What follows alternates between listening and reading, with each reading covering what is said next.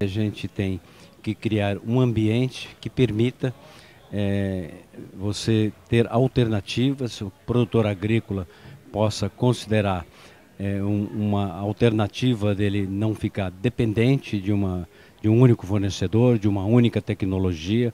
E nesse sentido a gente defende e vem fazendo todo um trabalho de divulgação para que o produtor resista plantando soja convencional, porque o Brasil é líder mundial nessa venda para o europeu e o Brasil ele tem toda a competência e a capacidade para continuar explorando e sendo um grande fornecedor no mundo. Se eu pegasse só a soja convencional e isolasse ela da soja total, eu teria talvez o quinto produto nacional de importância.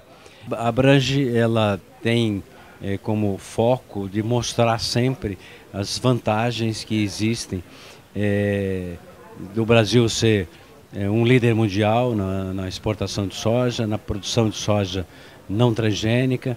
Então, só para ter uma ideia, 50% do farelo brasileiro exportado ele é de soja não transgênica. A lecitina brasileira exportada ela é basicamente 100% não transgênica.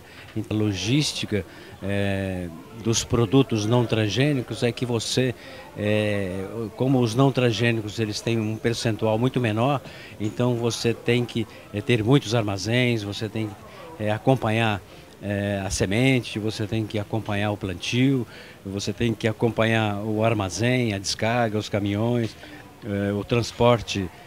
Muitas vezes você tem que ter transportes quase que segregados, quase não, tem que ser segregados. O porto, você tem que ter o porto.